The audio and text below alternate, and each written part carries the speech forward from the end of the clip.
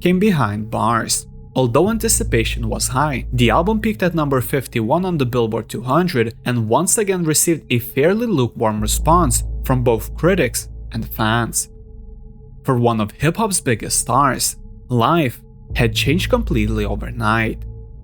Only a few years earlier, he had been selling out arenas. Now, he was recording albums from prison. After serving roughly 2 years for the shooting, Rick expected to finally put the incident behind him. Instead, a completely different battle was just beginning. Although Walters had lived in the United States since he was 11 years old, he had never become an American citizen.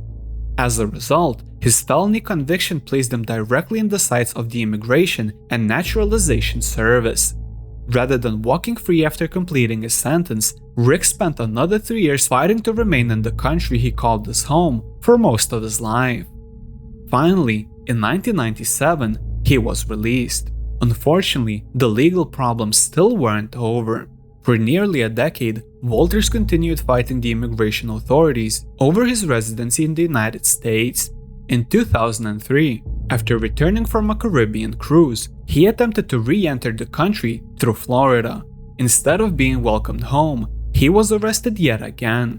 Rick ultimately spent another 17 months behind bars while his immigration case continued to work its way through the courts. The situation frustrated many people in the hip-hop community. After all, Rick had spent virtually his entire adult life in America.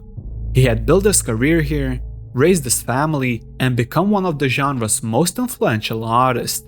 Yet, because he had never officially become a United States citizen before his conviction, deportation remained a very real possibility.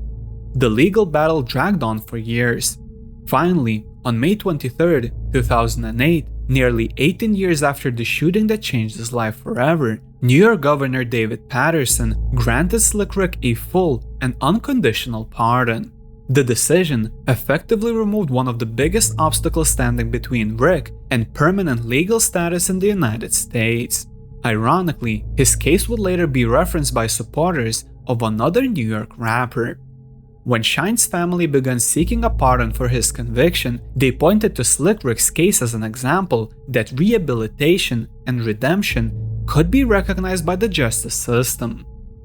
Rick himself didn't waste the opportunity. After receiving the pardon, he began volunteering his time to mentor young people, using his own experiences to speak about violence, bad decisions, and the consequences that can follow. Looking back, Slick Rick's story is one of the most unusual in hip-hop history.